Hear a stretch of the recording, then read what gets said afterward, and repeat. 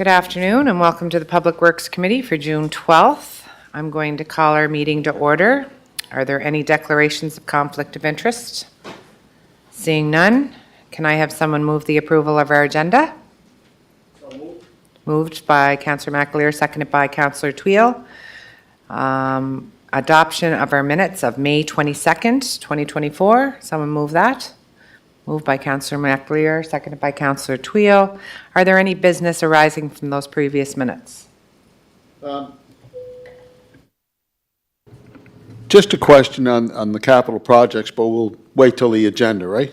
Yep, we're going to get to that, Councillor Tweel. We'll have an update every meeting. Good. Thank you. So everyone's good with moving from that. So we can move right into reports and discussions. The first one is on the asphalt testing services. And Scott? Thank you, Madam Chair. So this is an annual, or it usually goes out every 2 years, this request for services. It goes along with our street resurfacing program. We test every street that gets resurfaced for its compaction and mix design to make sure they meet specifications. This year we had one bidder, East Tech Engineering. They've been our consultant for the past number of years. We have no concerns with them and recommend to award to them for this year. I see that this money's already been approved in our capital budget. Is there anybody that has any issue moving this on to council? Yeah. I have a question. So Go ahead. asphalt testing, Scott, can you be a little more specific and what that actually consists of? Certainly. So there's essentially three things they're looking for. One is thickness of the asphalt. So we specify a specific thickness of asphalt that gets placed, whether it's our base or seal. They're measuring compaction. So we need to have, I believe it's above 90% compaction. And so they're measuring that compaction rate. And they do essentially, depends on how big of a street or big of a section that we do, but they usually do about a minimum of 3 cores per street to measure that compaction and make sure we're seeing compaction along the entire corridor. And the last one is every so often they'll take a sample of an uncompacted asphalt right off the back of the truck, and they take that and they will test it for liquid. So we'll measure how much asphalt they're putting in that mix. They'll measure the aggregate that's in that mix and make sure it's all the correct size and mixture of aggregate. And so those are kind of the 3 big tests that we're looking for, just to making sure that they meet specifications. Do you have a follow-up question, Councillor Tweel? And Scott, that has gone to tender? Yes, that's why we're here today. Tender is closed, and we're here now to hire a consultant to do those services for us. Just one more, Scott. So this is not about going out and raiding the streets, is it? No. Mic's on here. There we go. No, it's not about raiding streets whatsoever. It's a, I would call it quality control. So they act on our behalf to ensure the contractors. So this year will be both M&M Resources and Island Construction. As they do their work this summer, we're monitoring their productions and making sure the material that they're putting down is what they said they were going to. And that's what this company does, is checks those and make sure that's being done properly. Thank you. So, do you have a question, could I just Your follow Worship? up? Scott, I know there a few years ago we did the microsurfacing, and I know we haven't done it since. Did we ever do any asphalt testing of that application? That I think you adopted it from, it's fairly widely used in New Brunswick. Did we ever do any testing that would, maybe we can revisit microsurfacing because it's cost effective? So it's on the radar to look at again, probably for next year. It's just been a bit of resources in ensuring that we have the staff in place to identify those key spots and create those tenders and to administer that work. So no, it is on the radar for an upcoming year. We did see it effective. Right now, I think we're in year 6, and so that's above right around the anticipated life expectancy of microsurfacing on all the streets that we did a few years ago. And so it has worked, and it's done a great job, and so we definitely will look at it, revisit it, and hopefully for next year is what we're planning on right now. Especially if it's cost-effective and we're going to be able to cover more kilometers. You know, we're always wanting to stay ahead of having to get to a point where we're in a bad shape, so that's a great suggestion. And that's why I'm asking, Madam Chair, because it's the number of, like, we have 256 kilometers of roadways and streets in the city of Charlottetown. But I don't know if I got the answer, maybe I didn't hear it. Do you have any testing that shows that it was worked and that microsurface and was actually a payback for us? That's I think that's I don't know if I heard the answer, but if you did say it, could you repeat it? So I guess the measure that we have to look at is the life extension, or how long the microsurfacing lasted. So typically it will extend the life of an asphalt around 4 to 5 years, and I think we're right now at year 6 for a lot of those spots where it's now just starting to wear off that we're seeing, especially on University Avenue. So from an industry perspective, yes, it did what it's supposed to. It lasted quite a long time, especially for some roads that have an extremely high volume of traffic and heavy truck traffic to go along with that. So in my opinion, it was very successful. They did extend the life of those pavements, and we didn't have to go resurface any of those streets. We were able to reallocate those funds and resurface other streets that needed it. Especially on that data you showed us with the red streets that are in bad shape, the yellow streets. Maybe we want to target those middle ground streets with some of this if it is effective to prolong the life. And Madam Chair, the only reason I bring it up, because there was some criticism about it in the past, and I knew that from just working with the New Brunswick Road Builders Association through our family business, that it was being applied all over New Brunswick. So if it can work there, it can definitely work here. Thank you. Absolutely, thank you. So can I have someone maybe move this on to council for approval? Just, Moved, I'll just get it to the floor first, Mitchell, and then you can have your question. Yeah, since Moved the- and seconded by Councillor McAleer. Amber, go ahead. Yeah, since we get into the, is it what's it called? Micro servicing? Didn't realize we're going to discuss that today, but nonetheless, it's on the floor. I have to beg to differ. What I've experienced in University Avenue, the rudders on University Avenue, Scott, with the testing of asphalt, I would think that would also test the microfilm as well in terms of longevity. And if you look at University Avenue coming in from, well, let's say from Starbucks in all the ways, I mean, right down to down by Sobeys. Coming all the ways down. I noticed in some occasions where there was rudders on the street. So I think I would request a comparative analysis, and maybe the industry can give us that information. So we can truly make an informed decision. I'm not really sold on the microfilm, to be honest with you. We've got some paving companies here. Maybe we'd be better off with seal being laid down as opposed to this microfilm or whatever you want to call it. So I'd like some analysis and some data on that, and to see which methodology has the true longevity. And then we'll have a year, because we're not even looking at microfilming for this year, so maybe that's something you could add to your list to look ahead for. Madam Chair, it's not, again, I think the Councilor from Ward 4, it's microsurfacing. But we're not, you know what? I know, He's but correct, just under because we aren't asphalt really testing, talking about it, that's yeah. why I brought it up, under Yeah. asphalt, because it is a derivative of asphalt. And we have our chief engineer here, who has a lot of knowledge about microservicing and the cost effectiveness. It's just like you said, that's Yeah. all I wanted. So Well, that's I good. think So it's right now, appropriate. we're moving a Thank you. tender on to. I'm interested in longevity. To do the streets, the tender for the data and this, and information they're looking for. So Councillor McAleer has agreed to move this on for approval. It's seconded by his worship. All in favor of moving this to council? 3-0. Thank you.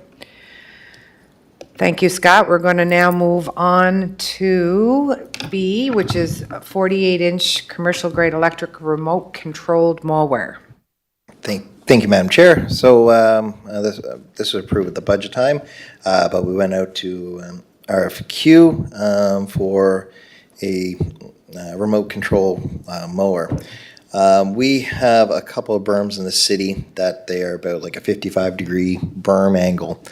There was only one contractor in the province that could mow it because you can't mow it with standard push mowers or ride-ons because of how steep it is. Right now, the only way that we could mow it is we have to take all our crews that do whippersnipping and tie them up for a day to a week to mow it, which is very ineffective. So this is a robotic one, remote-controlled electric lawnmower. You see some places, a lot of places have started using these. They're great for both these berms, but they're also great for roundabouts where you got the center middle island in the middle. You don't have to have a whole bunch of staff in that middle bulb, just the lawnmower. So it significantly increases safety for our staff as well. It gets them away from traffic. So we've had, we went through bids. Atlantic Coast Equipment has bidded their low bid of in the amount of $64,000 plus all applicable taxes. Excuse me, already included in our capital budget. So can I have someone, do we have a question on that? Can I have someone move it to council? Yeah, is Atlantic Coastal Equipment happen to be local firm, island firm? Anybody know? Don't know, doesn't matter, it's the only bid. I don't know. I believe they're Atlantic Canada, but I'm not sure where they're based out of. Probably not too many remote lawnmowers, no, your worship. I'm moving it. Starting. I'm You're moving it. gonna I wanna move put it on the Good job. floor. Okay, good job. Yeah. And seconded You by need to Councillor second McAleer, thank you. Or Resolution's on the floor. Can I speak to it? you can have a question for So, us. this is the first, I think this is a great idea because they were part of the FCM trade show. There was some of them out there that were on display. I'm sure you've looked at other municipalities. Fredericton, Moncton, do they have Marty the mower out there doing it remotely? I'm not sure what municipalities do have. I know there are some. I don't know Yeah. specifically what communities do have them. Oh. No. I know UPEI has one or has had one. They use it there to do the I call it the gully. On UPEI when on University Avenue when you're right by the sports Oh, field down there. Hermitage Creek. That big hill over there. They use an electric robotic mower for that as well. I So. support it, Madam Chair. That's wonderful. So His Worship's moved it, seconded by Councillor McAleer. All those in favor to move this to council? 3-0, thank you. Okay. Okay, sorry, I'm flipping back and forth. It keeps lessening on me. Item C, 8, Police Interceptor SUV all-wheel drive, another tender. Scott? Yes, thank you, Madam Chair. So earlier or last year, we went to tender for 8 police hybrid SUVs, and at that time, Fair Isle Ford was the successful bidder. We have since heard from the bidder that they are unable to deliver these, the police-specific hybrid until sometime in 2025, and they still don't know exact date when those would be in.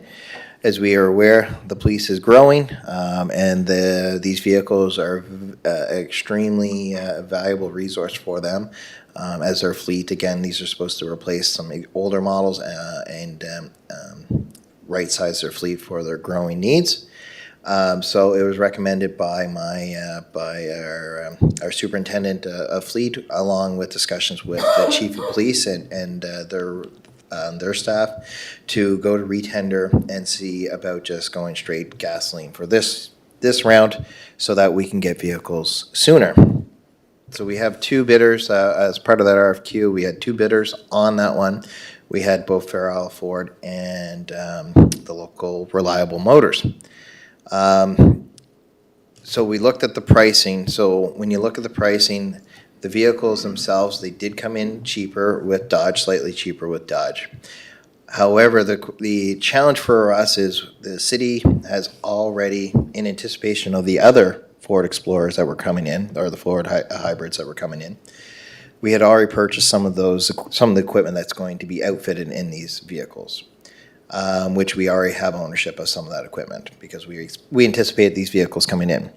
So we have that equipment sitting, waiting to be installed in a Ford Explorer vehicle. If we were to go with the Dodge vehicle, which, yes, it is cheaper, the unit cost for the vehicle, but to outfit it would come in at about $20,000 to buy more equipment and to outfit them because it's not they're just, the equipment that's being installed in these vehicles are designed specifically for that make and model, it's not a universal type of piece of equipment. So the staff have recommended, both the police and our staff recommend to award to Ford as it is in the better value or best interest of the city, because overall, when you combine all the factors, it is the cheapest to the city to purchase Ford Explorers. This being because we already purchased the attachments and stuff that wouldn't be required. Okay. That's correct. So hopefully we'll be able to get back on these a little more hybrid or electric vehicles, because that is part of our mandate to try and make sure that we're environmentally friendly. And can I have someone that's willing to move this to council for approval? Do we want to have some discussion? Yeah, I have a question. Okay, sorry, go ahead. So, Scott, you've outlined the reasons why you chose to go with the Ford version of these new police vehicles for 2025. Reliable Motors come in at a lower tender, but you said you've already purchased those other amenities to fit these vehicles. So in essence, when you look at it, don't you think the tendering process was a moot point? If that was the case, you knew that you already had purchased that equipment anticipating that was going to fit the Ford vehicles, why go to tender? Why not just say, hey, you know what? We purchased all of these amenities and retrofits for the new vehicles that we're going to purchase from Ford. Why go through the process? It doesn't add up. Counselor, so great question. And really the answer is a couple of things. One, any other manufacturer could come in at a much lower rate. We don't know the pricings or the dealership deals or the corporate deals that they can offer to the city. So we don't know those in advance. And so, that price could have came in significantly lower. That when at the end of the day, we would, when those combination of amounts, could have still been cheaper than going with the Ford. Then there could have also been a number, there's not just one particular Ford dealership. Yes, there's one in Charlottetown, but there's Ford dealerships all over. And sometimes you can get multiple Ford dealerships to bid on a project. So we got to give everyone a fair chance of bidding on this. So that's why we had to go back to tender for that matter.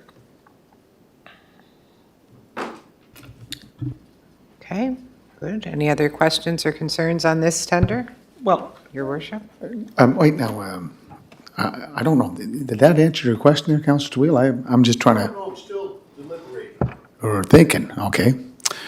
So, Scott, Chief Engineer,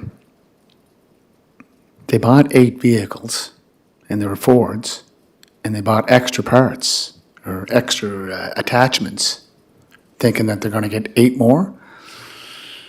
And, No, that's incorrect. So Okay, good. last Correct, never mind. year, we went out to tender Yes. for hybrid SUVs for the police department. The Ford dealer was the successful bidder. Yeah. So we issued that purchase order. Yeah. At the time, then, you try to have all the aftermarket equipment that the police need in those vehicles, the lights, and there's a whole bunch of them. I'm not familiar with all the parts, but there are a number of parts that are specific that you have to buy for a make and model of vehicle. So that PO, so that those materials were purchased so that they're here in stock when the vehicles arrive. Then they go to the outfitter, and that company would then install all that material. Right. So our team, this is how we've always done it, or both the police and Public Works work together.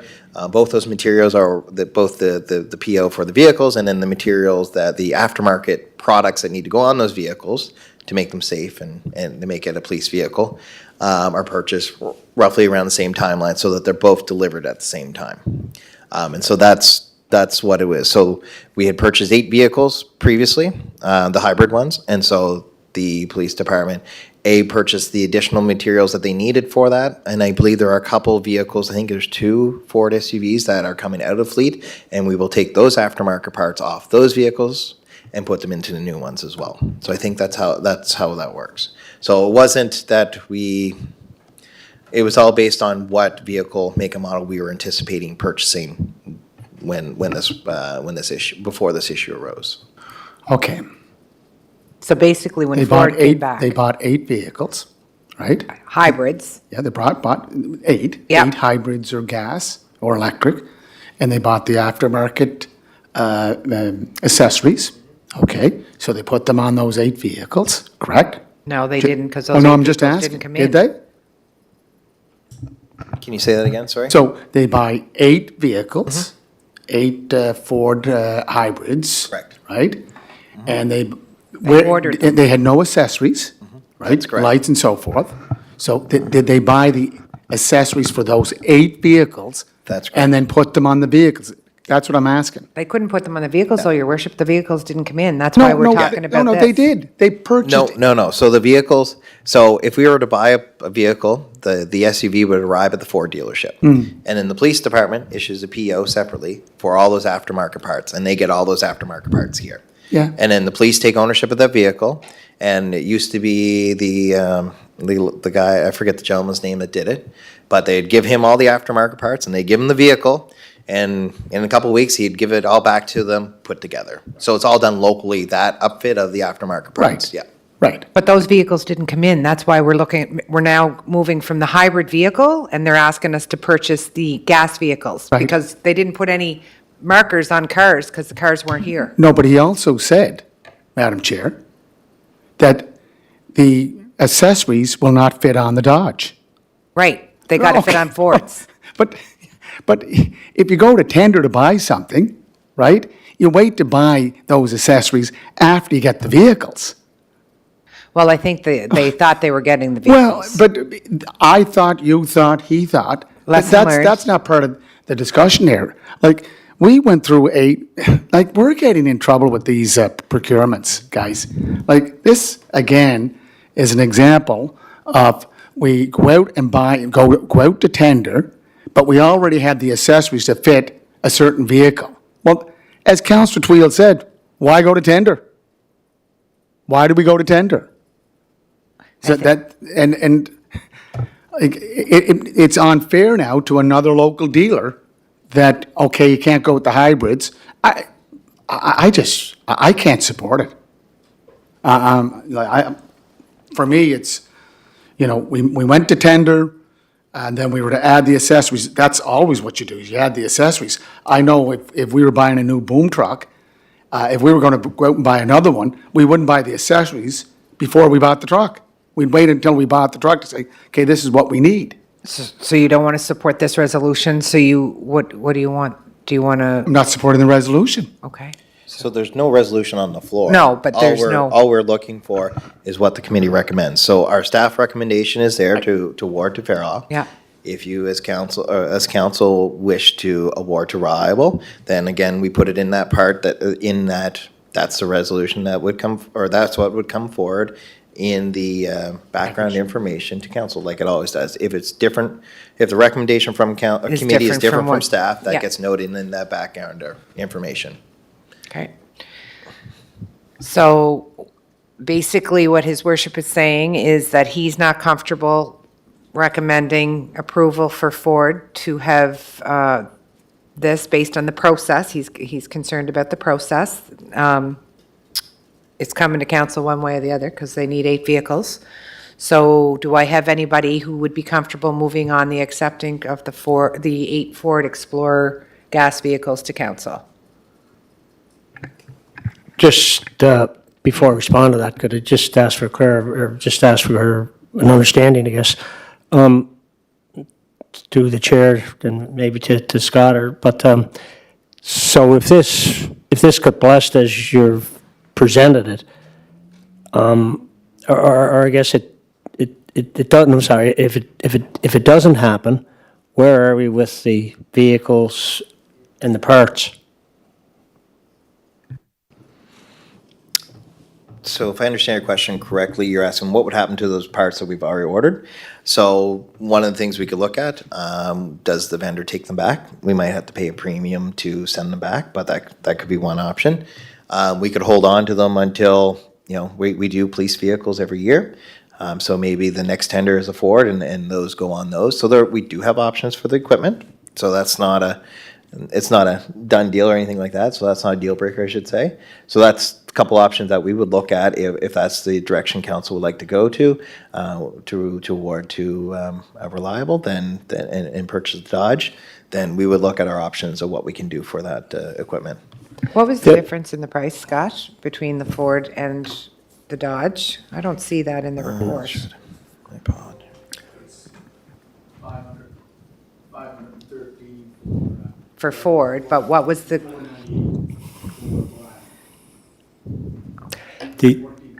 and how much did you spend on the accessory parts?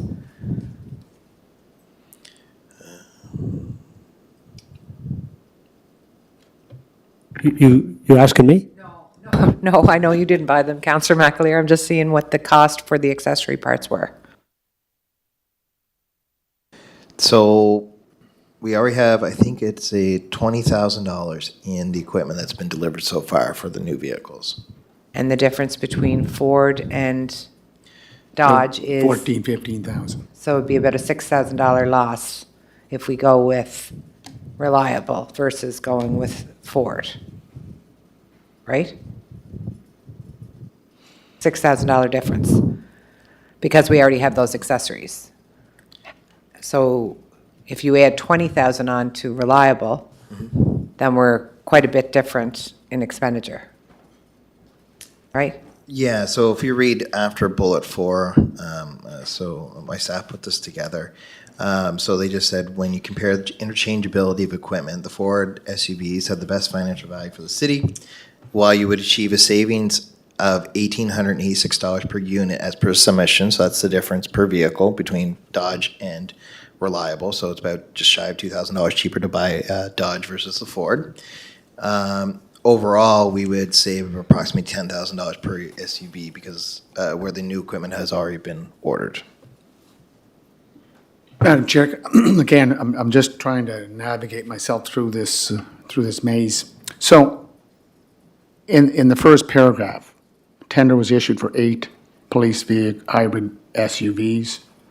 April 2024, Fair Isle Ford informed Public Works that Ford was not able to produce any more 24 police hybrid engines. Ford is not accepting orders. They weren't the low bid. Reliable was the low bid. So in speaking with Fair Isle Ford, I don't know why we went to tender when we had accessories that would only fit a Ford Explorer. I think that's something that we definitely have to look at. Is that part of the process, though? Do we have to go back to tender if we change it? So we reviewed that, and it was, there was concerns that if we didn't go back to tender, because if prices change, which they would have, they did from a hybrid to an SUV, we would have to go, because we'd essentially just be negotiating with one, which we were trying to avoid. And it's been so long since we had tendered it, so we did have to go back out to RFP. So again, we're just presenting the information that gives the best value that we feel in terms of the city. Again, as council, you guys reserve the right to make that final decision, and but this is our recommendation based on the best value for the city. So we have to make a decision if we want to move this on, or where we're going, or, Could I? go ahead. Yeah, Joe, just, I guess maybe more of a comment than anything. One thing that I kind of struggle with on this is that, we were supposed to have this sustainability lens, right? So a hybrid is, I guess, in the sustainable pace or sustainable space. And now we're talking 8 SUVs, gas, if I got it right. Anyway, that, I guess kind of saying one thing and maybe in the appearances that, doing another, just, the hybrid for these sorts of vehicles would make, a lot of sense. And if I understand the hybrid thing, it's probably only at certain speeds that the hybrid is bringing value. And if one of these vehicles is racing to an emergency, the hybrid doesn't mean anything probably in terms of, anyway, the fuel kind of piece and consumption. So anyway,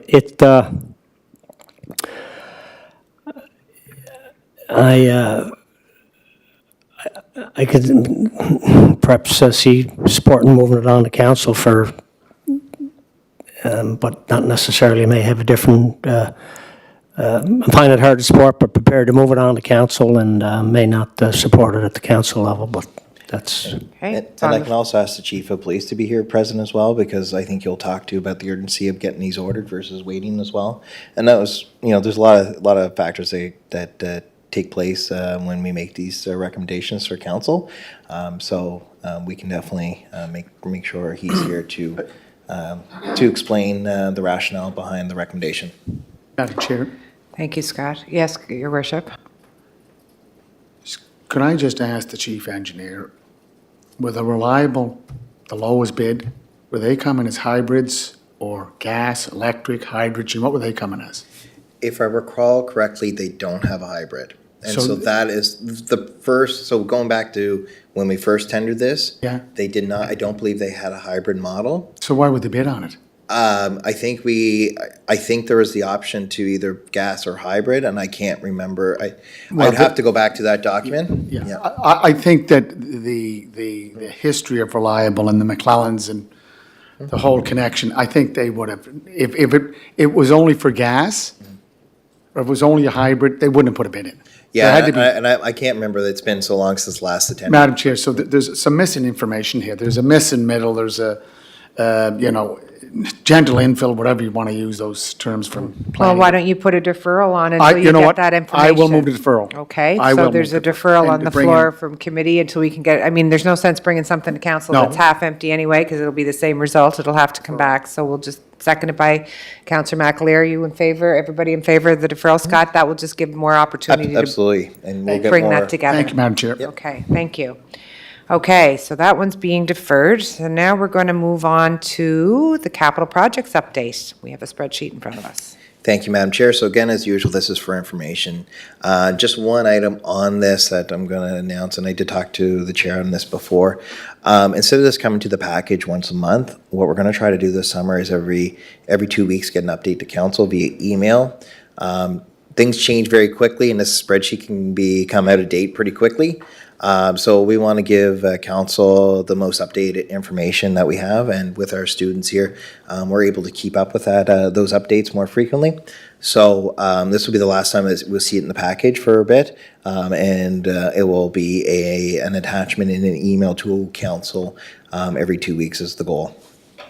So I'll take if there's any specific questions on any project. Yep, feel I free think to there are a ask. few, and it's good. More we can communicate and inform people of where things are and what things are at, then people are happy. Councillor McAleer. yeah, just quick question on that, Scott. So what we're looking at here is as of up to what date? Thank you. So we always put the date at the very top, so that is the 5th of June. So again, it's already a week old, things do change. So again, the goal is just to give you more up-to-date information. Thank you. I know, Councillor Twill, you had a question about the capital projects? Yeah, Scott, I want to talk to you about Seaview Boulevard. And part of the work that's being completed was when North River Road was dug up. And, there was some work done there, I believe, water and sewer. I stand to be corrected. So after that work was completed, I believe gravel was put down, and then a base of asphalt was put down. And if I understand it correctly, the contractor was ready to come back, put a seal on the base, and representative from the city of Charlottetown said no. So currently what we have now is you drive out North River Road, and I drive it every day. It's pretty, I wouldn't say it's pretty, it's challenging, especially when you have to drive your car up that bit of a hill there, bit of a lip.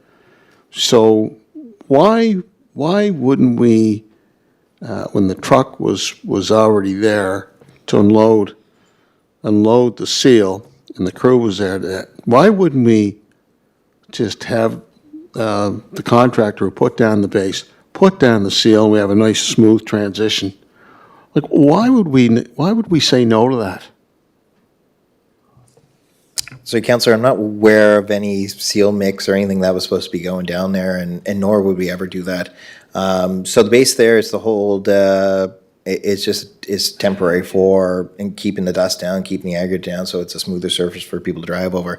There's still work to be done in that intersection. There's curb and gutter work and other work, some final touch-ups that needs to be done. You never put your seal down until all your curb and gutter is done, so that it all ties in nicely and it's one smooth transition. So I'm not sure where that information is coming from or what that is referring to, but we would never, ever recommend or put in our contracts, you got to put seal mix on there prior to the work is done. That's kind of one of your last things that you do. So I'm not sure where that is.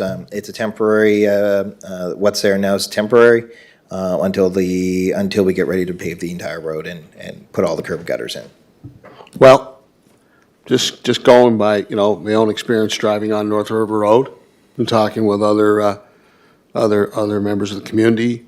Again, I did a little bit of an inquiry, and I understand the truck was there, ready to unload the seal. They would have put it down with the spreader. It'd be smooth, and as you know, there's a lot of traffic. You travel the road every day, just like I do. I mean, it's pretty rugged when you're driving through there. So I think it would have been a pretty good investment, taxpayers' dollars, to put down that seal and make it easier for the tremendous amount of traffic that's on North River Road. I mean, it's pretty intense traffic. And I don't know, somebody in the city of Charlottetown said no. I don't know how these decisions are being made. I'd like that explored. I'd like that re-examined. Okay, thank you. And Councillor McLear. Yeah, just in reference to Councillor Tweel's comments, I guess kind of glad he asked the question to travel that road, live out in that end of the city. I assumed that there was probably a logical reason, because there is that, whatever's down there is down there. It's better than the gravel and the potholes that were there before the gravel went down.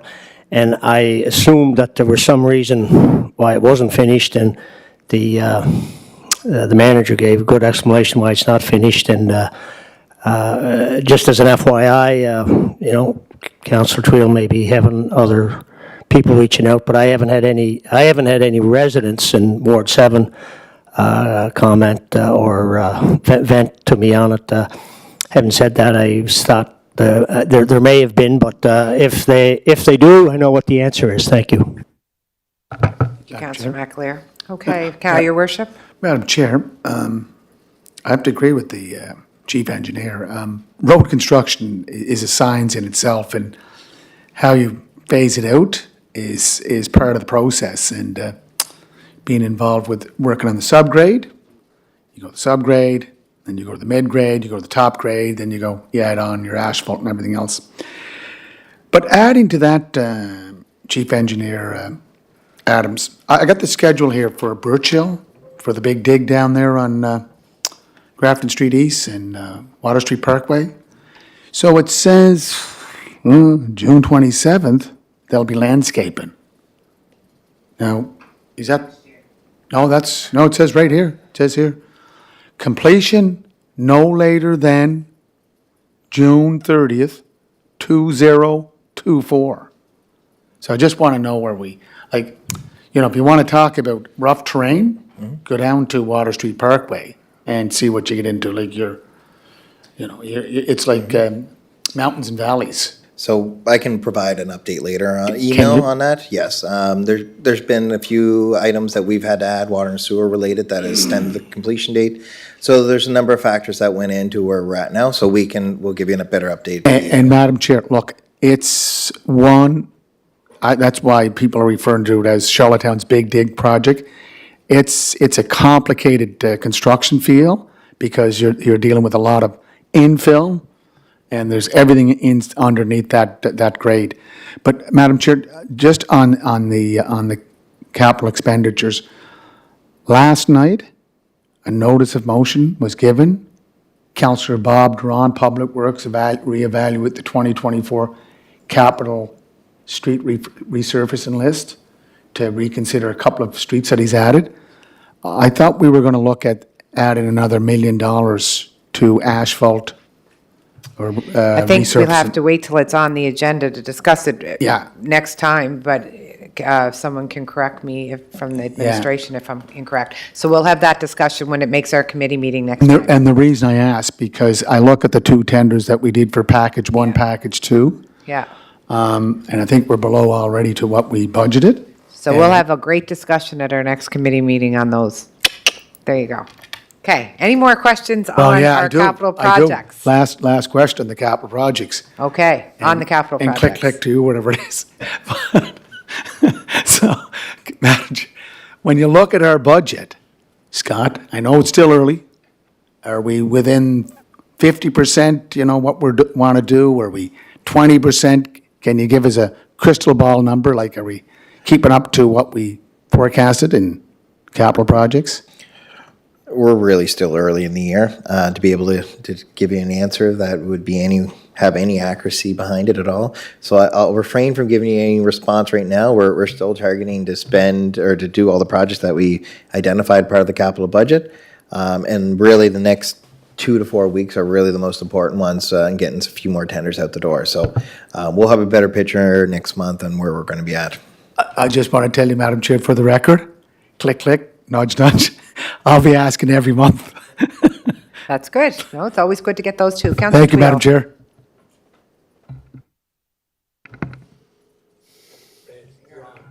Yeah, okay. So Scott, again, I'm just going to reiterate my request. I'd like to know, especially when the truck was there, ready to unload the seal, who made the decision to reject putting down that, that half truckload of asphalt, which would made it a much smoother drive. Chair, Yes. a point of So- order. so That I'd question Thank has you. been asked and answered by the chief engineer already. Pardon me? It's been answered by the chief Yeah. engineer already, what the engineering process is and what they followed. It's been answered. So are you saying the chief engineer made the decision? He's what not you're saying saying? that. He's answered the question and what she's saying. I guess Councillor I'm Twill, trying you- to, I guess what I'm trying to do, I'm trying to understand the process of how these decisions are being made. Okay, so was it made, by the supervisor, was it made by the contractor? Like, I'd just like to know who made the decision. Okay, and you'll, I think that's a reasonable request. so you're going to get an Question. answer, but you got to let them answer your question. So Okay. through the chair, the chief engineer has already explained. They have engineered plans and processes, and the construction follows the schedule accordingly. Yeah. That's the process. Yeah. So if he's already explained that they don't put sealant on at this part of the time of construction, and it's our chief engineer, so I'm going to believe the answer that he has provided here in this chambers. Yeah.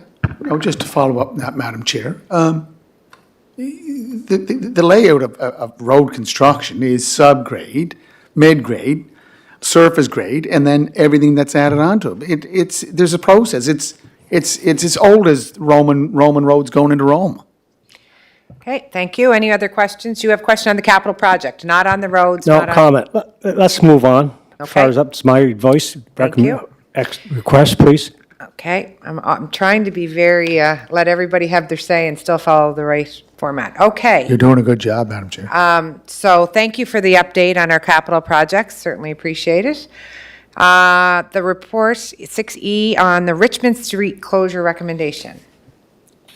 Thank you, Madam Chair. So back in April of 2024, we brought a report looking to begin the process of permanently closing a portion of Richmond Street. And this is a section from Cumberland Street in what looks like driveway for Maritime Electric, but it is actually part of the public right-of-way. So we have since moved forward to follow our bylaw, which includes public advertisements in both the Royal Gazette and the Guardian. We and host a public meeting, which was May 21st at 12 p.m. We had no one show up. We double checked the logs at the main desk downstairs to make sure no one signed in. We didn't miss anyone, and no one was here to provide any additional feedback, nor have we received any other feedback in any other means. So based on that, we're recommending to continue with the process to permanently close that street so that it forms a parcel of land and not part of the public right-of-way. Okay, so all the processes have been followed, advertised, no one showed up for the meetings. Are we ready to move this to council? Moved. Moved by His Worship, seconded by Councillor McAvoy. Resolution's on the floor. Yes, go ahead. So again, Madam Chair, the land is to be kept as a right-of-way, kept as a green space by the city of Charlottetown, or do we deed it over and then get that piece of, that mole that I call that was used for loading, unloading all the scraps and everything that was left over from the first major renovation to Maritime Electric plant in early 2000? Is that part of, this is just a closure, but So the resolution or the motion that is here in front of you is just the closure to create a parcel of land.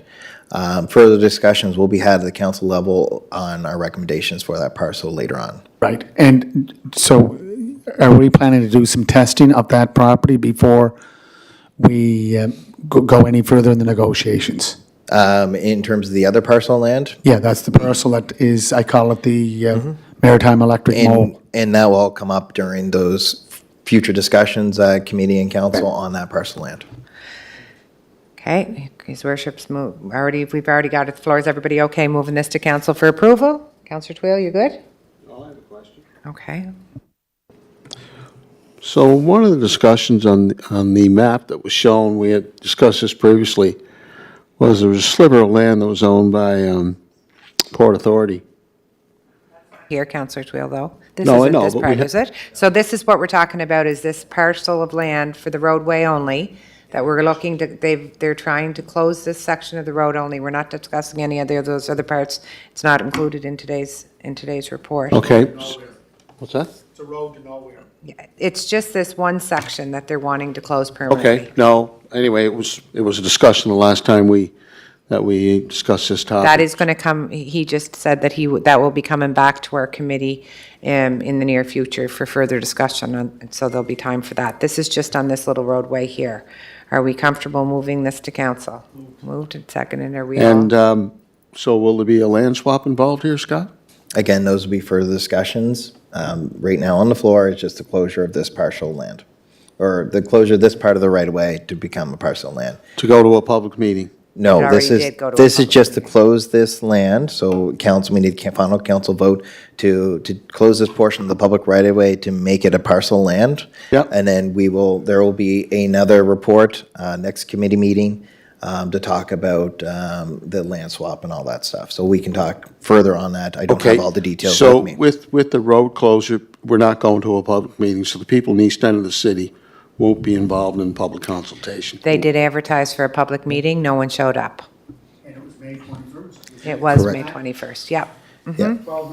It was, so yes, and just to reiterate, there's four notices, there was a notice in the Royal Gazette and in the Guardian for 4 consecutive weeks. So each Saturday of the Guardian and each 4 consecutive weeks of the Royal Gazette. along with the public meeting, and that advertised the public meeting as well. And we had no one attend the public Okay. meeting. We had no feedback or anything of that nature. Just one follow-up. Scott, did notices go out to the people in the east end of the city? No, notices is not required. It's not a part of the Planning No. Act, but they are going to send one. They are going to send a letter, which is also in your package, to the residents to let them know that this is, After we make the decision. isn't it, Scott, or is that the public meeting? What am I seeing? So, no, Public notice, that's the public notice. That sorry. was just the public notice. That was Yeah. what was advertised in both the Guardian and the Royal Gazette. That's Okay. correct. So no notices. It's not required. Not required. It's not compulsory. Not mandatory. But they No, say it's not. nobody No, no. uses, it's a road to nowhere, Counselor Twill. Just trying to understand the process, Okay. Madam Chair. Okay.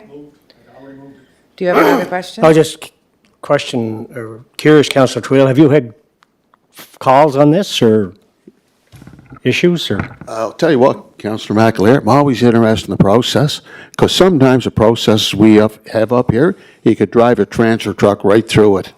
So Oh, that's you been can my, see- that's been my experience Well, on the some good of these thing is that's processes, what so we're that's elected why. for, is to make That's why I the asked the processes. question. Okay, that's our job, is if they're not good and they're not tight, then we tighten them up. That's Yeah. what we're elected to do.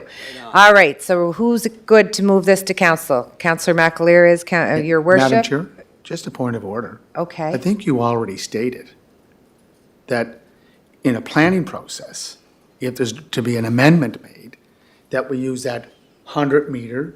It's a different As far as- process than yeah. what Public And Works would be required to follow. Scott, again, through the chair to the chief engineer, when we closed down the alleyway between Dorchester and King, you put a notice out through the Royal Gazette, and did you send notices out? No, it's not required. It's not a planning decision. This is a public works exercise of moving things down the road, no pun intended. But I just wanted to say that if you went to every resident within 100 meters of anything that we were doing, well, you know what, we'd be holding up on a lot of issues. But I think this is a road to nowhere. It goes into back of Maritime Electric I think it's a jet engine generator. So I just wanted to add that. So we're ready to move, and we have, in favor, Counselor McAleer? In favor, your worship? Counselor Twill? I'll think about it. So you don't vote, that means yes? Yep. Okay? Right now, put me down as a no. Okay, no. Okay, 2-1, thank you. The next report is construction waste disposal. Thank you, Madam Chair. So we, at Public Works, we remove sidewalks and curb and gutter and asphalt and all those good types of things, any type of work we're doing. And we need a facility or a site to dump those and for someone else to handle them. So we went out to tender for this service.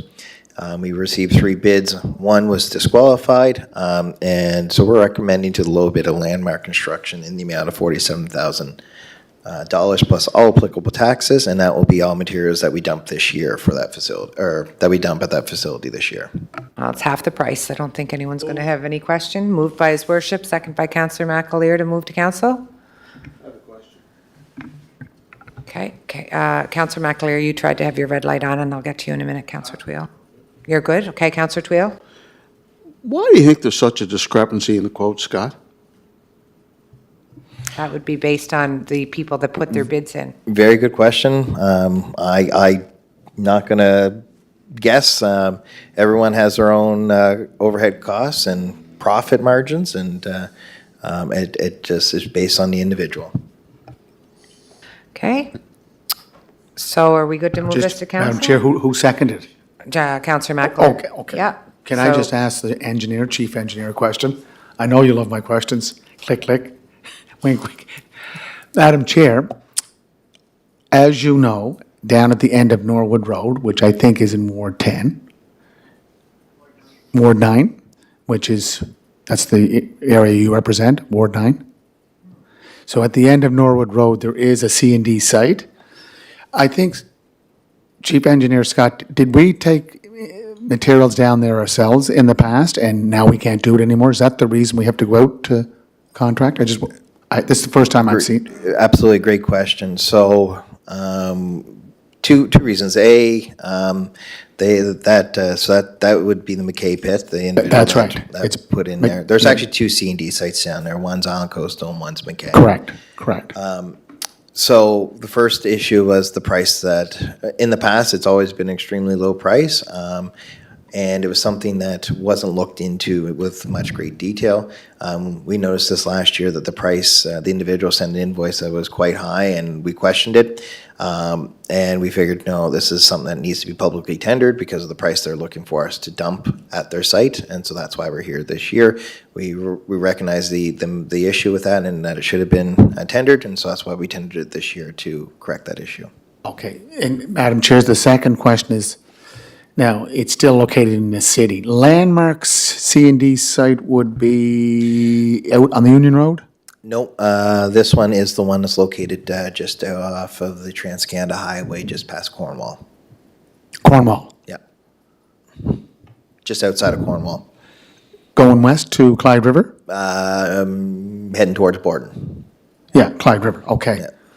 Oh, okay, so the convenience. It's 15 kilometers away, yep. So And every that was- time- That was out the maximum of our limits that we permitted, so 15 kilometers from the city, yep.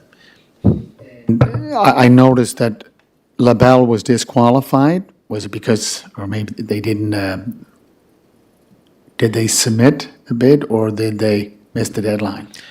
They submitted a bid. I believe the issue was we wanted a lump sum price, and they put a per tonnage, and that was not the stipulation of the tender. It was just a lump sum for the year cost of handling our construction waste. Yeah, so that's why I asked the question, where's LaBelle's? So it's about 15 kilometers out. This one, McKay's, which shows, that's the reason for the difference. He knows he's close to where we can dump and how much we want to dump, so that's the price of. 50,000's not going to be that much difference to go up the street or to go out a little bit. It's still good savings. It's equipment, it's fuel, and it's labor. So you think $50,000? No, I'm just saying, Oh, that's, yeah. you have to factor that Yeah, in, yeah. those three variables. Okay, so we're good? Yep. Thank you. You good to go send this to council? Councillor Twill, good, okay.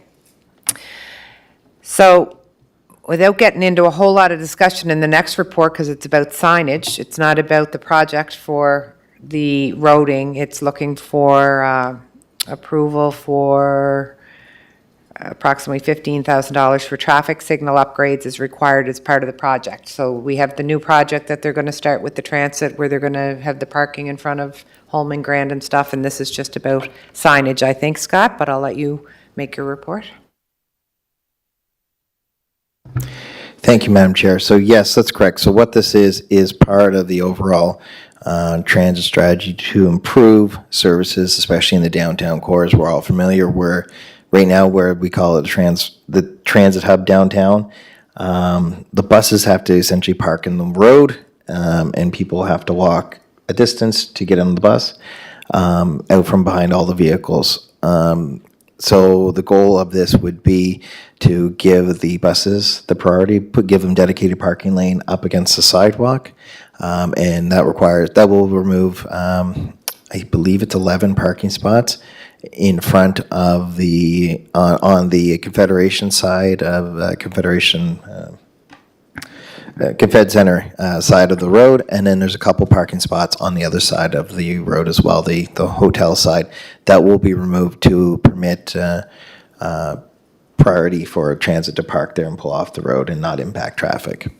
So we want to bring this just to committee's attention that we will be making this change here in the coming weeks as part of that overall plan. It'd be really nice if full council could see the full presentation of what we're talking about, because it does cross-section between environment, between public works. It's going to probably impact economic development everywhere. So it would be lovely if we could make that recommendation to some senior management to have a presentation with our developing or our coordinating departments, I think it would be really helpful for everybody to hear and be able to ask questions. Do you have a specific question around signage? Go ahead. Well, no, it's just on the parking spaces and the allocations for the buses. And the manager answered one of my questions, number of spaces. He said 11. I was just curious, Madam Chair, like if this, does get blessed and coming from environment sustainability, is it been viewed in any way, kind of as a pilot? Is it something that, that if it is blessed and approved, that it When we had could be this- changed or?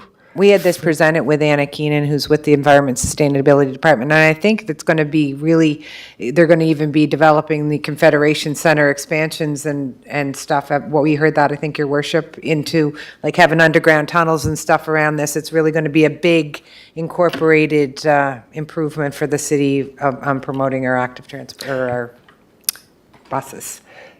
Yeah, thank you, Madam Chair. And again, I'm assuming it's not something that's going to be set and carved in stone, and if approved, it can't be walked back or can't be, reevaluated. It's working, it's not working, needs to be tweaked.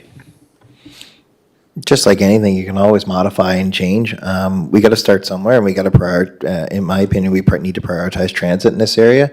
If anyone's been down there, especially during the peak hours, there are a lot of people and a lot of buses, and to have that mix and mingle of vehicles and buses for those folks, I think we need to prioritize that transit service needs. Get those buses to the sidewalk for accessibility purposes as well. So there are a number of benefits for this in terms of traffic control and safety for all users. Again, nothing that can't be changed or modified at the end of the day. But it is definitely something that have seen and had on our radar for a number of years now on improving that. And now with that report, it just magnifies the need to do this sooner rather than later. So 15,000 is going to be in our capital budget, 10,000 is going to be in the operational budget for signage to help improve this project that's happening. Are we comfortable moving this to council? I have a couple of questions.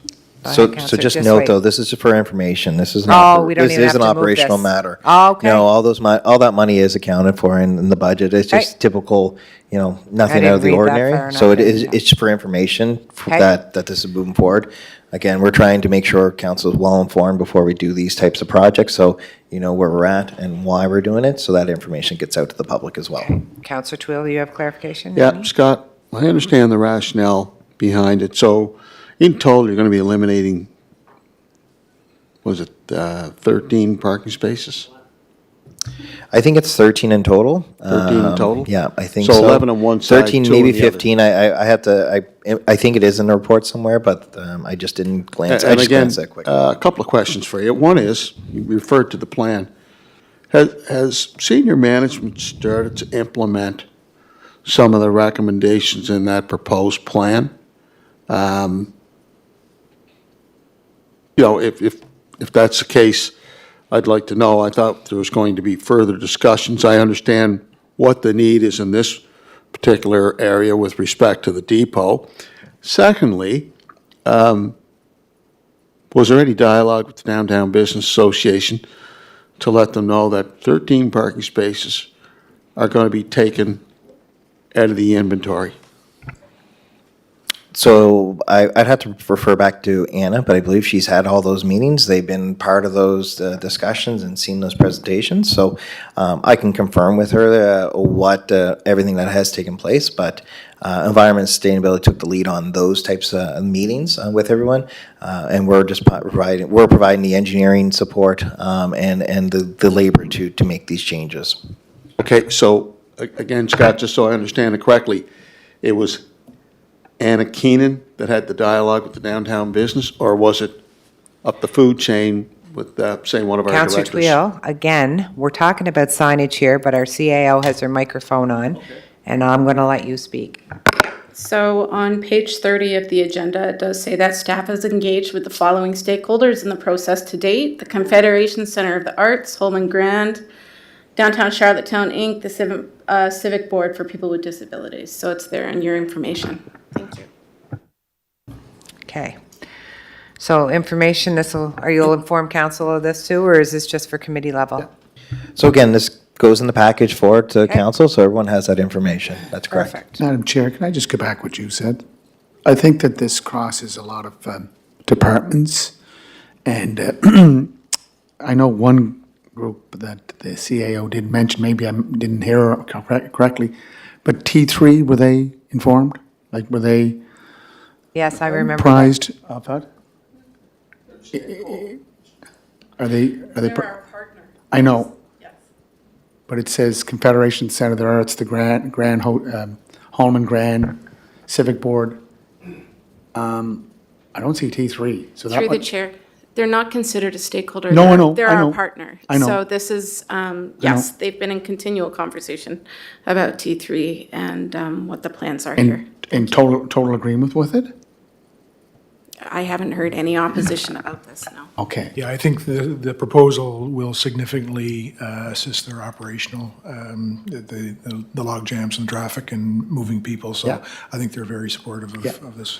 yeah, just wanted to check off that box, and then I look on slide 32, so we'll have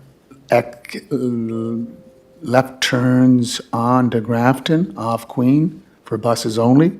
Am I reading that correctly? That's correct. Yeah. So, that has to be accounted for. And I've been down there many times, and when you have buses on both sides, it's almost singular traffic. So we're definitely going to open up 2 lanes of traffic when anyone's crossing. So there's other issues, like we may solve one problem and create something else because traffic slows to a snail's pace because they know people are running back and forth. Again, So just on that note, so This- we're aware of that. So with this plan right now, there will only be, I believe it's only 2 buses turning? that actually will park on the hotel side. And we have been through with Environment Sustainability and the folks at Transit. There's one signalized intersection, I believe, is the holdup that we have to make a change at. That once we make that change, and we're hoping to get that this year, we're planning on tackling it. Then those buses, the movements that they'll make downtown, then all the buses will pick up and drop off on the Confed side. Yeah. So that is the long-term strategy, is everyone's on one side, which is a typical hub. It doesn't make sense for people to be crossing the main street. And so that's the long-term strategy, which we hope to see here very soon. Yeah, and Madam Chair, we have it's 15 spaces, but transit doesn't run on Sunday, correct? There is, I know one day, does it run 7 days a week? It does. Maybe it's into different areas where it doesn't run. It doesn't operate. But again, to the chief engineer, this falls right in with our race to net zero by 2040, which would be also hybrid police cars. Thank you. So thank you for the good updates on the signs. Look forward to further updates. Okay. Our last item that we're going to talk about is a licensing agreement with the Epic Electric Scooters. I'm assuming this is about parking spaces. Thank you, Madam Chair. So, as everyone's aware, we have had, for the past 2 years, I believe now, Epic Scooters has operated in the city of Charlottetown. They've been, from all parties that are here at the city that I've talked to, from the police and Public Works, they've been great to work with and very willing to make changes and make improvements to their services and operations here in the city. And so they've been a great partner on working with on this. So this is more or less to formalize for them to use this for a 1-year term. A few areas that are identified in the document that you probably all scanned, all the locations for using as pickup and drop-off spots for the scooters around the city. So they have a number of locations around the city. Some are on private land, so we don't deal with those ones. These are just ones that they have used in the past within our public right-of-way. And we're just formalizing agreements that we've had in place in the past, but we're now formalizing them in this this agreement for a 1-year basis. Always good to dot our i's and cross our t's. Okay, so this is in place. It's a pilot project. Do you have a question or is your? I do, and I'm glad TAF is here because if we need any clarification, I'm sure that the chair would call him to the mic. But Madam Chair, just getting back from Calgary, walking down Stevens Avenue there, pedestrian mall, there were walkers, e-scooters, some with helmets, some with no helmets. I found that it was quite enjoyable. It was for some of the delegates that were staying either north or south of the convention center. Were using the e-scooters, kick e-scooters, and found them very efficient. So, and you know what, TAF has listened to members of the Economic Development Committee, Public Works, Police. So, I think he's trying his best to work with the community. And again, TAP, it was the same out in Calgary as it is here. No helmets, riding on sidewalks in the middle of the street. You could see it everywhere. And again, if you want to take your life and put that much risk to it, well, you're responsible in the end. So, yeah, I'm fully supportive of it, and I wish them all the best. And I think, again, this is another example of that cross-department would be a great opportunity to come together. I have questions, and I'll talk to him, I guess, another time, because it doesn't really fall directly to parking spaces and public works, but maybe that would be something we could look at doing too, is inviting him in for an educational onboarding session where we can. Oh, no, just have a special meeting of council, open to the public, green lights on, everybody's watching. Yeah, I'd be open for that, but it'd be good, just some good feedback. Anyway, so this is just about parking spaces, tighten up the agreement. Information, I'm assuming, Scott? Do we move this to council, or is this information? Moves to council? This has to be signed by Okay, the mayor so and moved by his CAO, worship, so- seconded by Councillor McAleer. In favor to move this to council? 3-0, okay.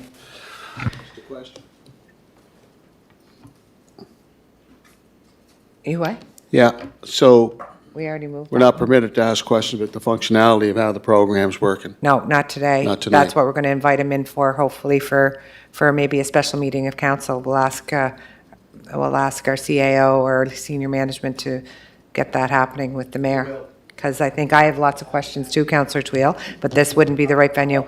Any introduction of new business that we'd like mentioned for our next meeting? Any Yeah. items that we'd like brought up? Councillor Yeah. Twill?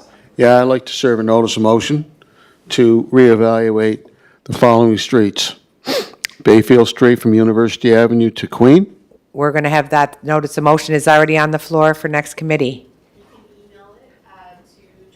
Email those specific streets to Tracy McLean, and they will be on the next committee meeting. Council. Oh, no, we have to bring it through here first, don't we? Sorry. That's right. So it has to come to committee. We'll add I think what they're looking for, if you want specific streets reevaluated, send that along to Tracy McLean, Yep. and then she'll make sure that they're added to the already present notice of motion that was put It's forward. the same as Councillor Duran's notice. Yeah. Thank you very So that'll much. be reevaluated. Motion to Okay. adjourn. Motion to adjourn, seconded. Thank you, everybody. Have a good night.